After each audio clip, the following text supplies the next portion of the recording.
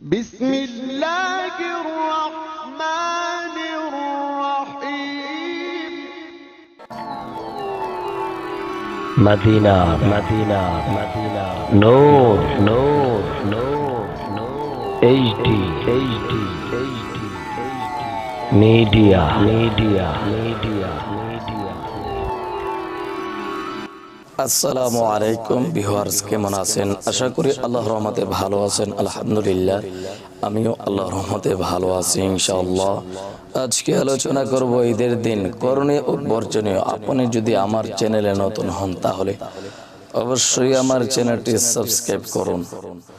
শুধুই আল্লাহর নামে, আল্লাহর দেওয়া দানে ধন্য হয়ে আনন্দ প্রকাশের এক অপূর্ব উৎসব আমাদের ঈদ উল ফিতর। পুরো রমজানে জোরে সংযমী থেকে পরিশুদ্ধ হৃদয়ে কলুষমুক্ত সমাজ গড়ার অঙ্গীকারে একে অপরকে বুকে জড়িয়ে ধরার এমন আবেগ আর কে দিয়েছে আমাদের?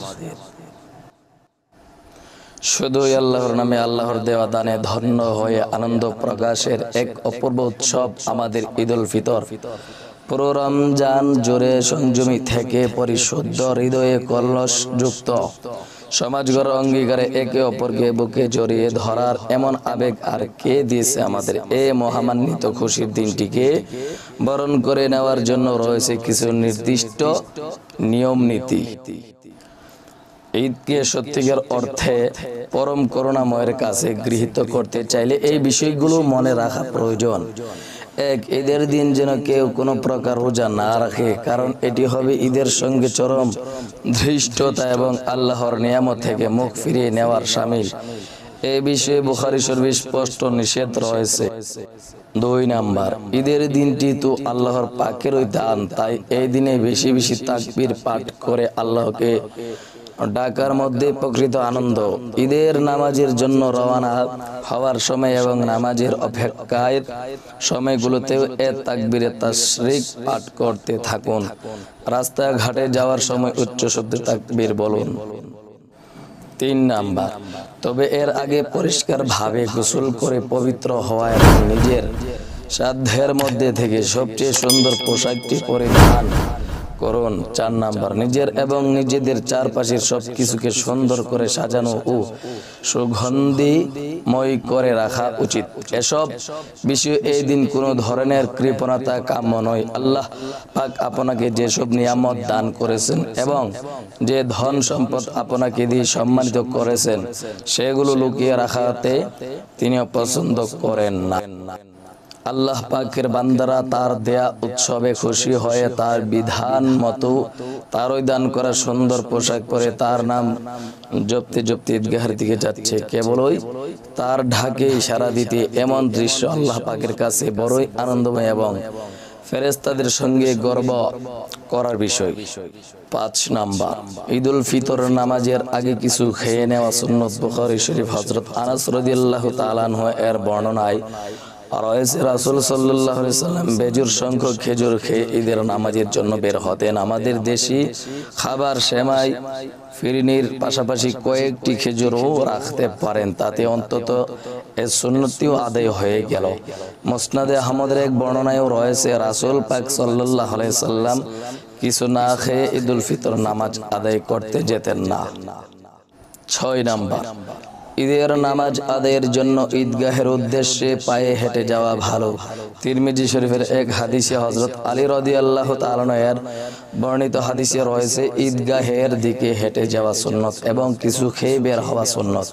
7 নাম্বার, ঈদগাহে যাওয়া এবং নামাজ শেষ ফেরার সময় ভিন্ন ভিন্ন রাস্তা ব্যবহার করা সুন্নত। এক রাস্তা দিয়ে যাবেন, একটু ঘুরে হলেও আরেক রাস্তা দিয়ে ঘরে ফিরবেন।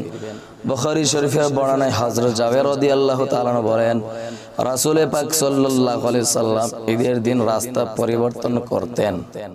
8 নাম্বার, ঈদের দিন রাস্তাঘাটে পরিচিত অপরিচিত সবার সঙ্গে ঈদের শুভেচ্ছা বিনিময় করাও সুন্নত। এতে মানুষের ভ্রাতৃত্ববোধ সৃষ্টি হয়, সম্প্রীতি ও ভালোবাসা তৈরি হয়। ঈদ মুবারক, ঈদ মুবারক, ঈদ আনন্দময় হোক, প্রতিটি প্রহর আপনি সুখী হন, এ জাতীয় বাক্য বলে একে অপরকে সম্ভাষণ জানাতে পারি। 9 নাম্বার, পরিবারের সবার সাদাকাতুল ফিতর বা ফিতরার টাকা আদায় হয়েছে কিনা খোঁজ নিন। কারো অনাদায় থাকলে তাকে স্মরণ করিয়ে দিন। ঈদের নামাজের আগে যেন তা দান করা হয় সেদিকে লক্ষ্য রাখুন। পরেও আদায় করা যায়, তবে নামাজের আগে আদায় করা উত্তম। 10 নাম্বার, ফিতরা টাকা ছাড়াও গরিব মিসকিন অসহায়কে দান করুন। নিজের হাতে এবং ছোট বাচ্চাদের হাতে দিয়েও দান করাতে শেখান। 11 নাম্বার, রাসূল পাক সাল্লাল্লাহু আলাইহি সাল্লাম এর সাহাবায়ে কেরাম ঈদের দিন একে অপরকে বলতেন, আল্লাহ আমার এবং আপনার তরফ থেকে এই আনন্দকে কবুল করুন। ঈদের দিন এমন আনন্দ অনুভূতি প্রকাশ করাও ইসলামের অংশ। তবে এসবের কোনো বিষয় যেন আমাদের সীমালঙ্ঘন না হয় সেদিকে সতর্ক ও সচেতন দৃষ্টি রাখা প্রয়োজন। 12 নাম্বার, ঈদের আনন্দ মানে শুধু খাওয়ার আয়োজন নয়, হাসি মুখে সবার সঙ্গে কুশল বিনিময় করুন। পাড়া প্রতিবেশী থেকে নিয়ে আত্মীয় স্বজন সবার সঙ্গে সালাম মুআনাকা করুন। কল্যাণের পথে কোনো অপচয় নেই, এ কথা সত্য। তবে ঈদের যাবতীয় আনন্দের সবটুকু যেন হয় আল্লাহর দেওয়া সীমারেখার ভেতরে, নয়তো উল্টো তা পরম করুণাময়ের নাখোশ হওয়ার কারণ হবে। আজকাল ঈদের সময় অতি আধুনিক তরুণ বন্ধুরা রাস্তা ও মোড়ে কানা ফাটানো শব্দযন্ত্র বসিয়ে বিদেশি গানের আয়োজন করে থাকেন। বিষয়টি যে শুধু ইসলাম বিরুদ্ধ তা নয়, বরং এতে অন্য অনেক মানুষের ক্ষতিও হয়ে থাকে। নিজেদের হালাল আনন্দের কপালে এমন কালো দাগ বসানো বুদ্ধিমানের কাজ নয়। আমাদের এই ব্যস্ত জীবনে ঈদের দিন নিজেদের আপনজনদের সঙ্গে মেলামেশার অপূর্ব সুযোগ। তাই শুধুই টিভি নাটকে বোধ হয়ে না থেকে যতদূর সম্ভব যে যেখানে আছেন সবার সঙ্গে দেখা করুন। অসুস্থ কিংবা বয়স্কদের কাছে গিয়ে তাদের খোঁজ খবর নিন। বাচ্চাদেরও এসব পালনে উৎসাহিত করুন। এতটুকু সামাজিক ভালোবাসাই আপনাকে বাঁচিয়ে রাখবে অনেক দিন।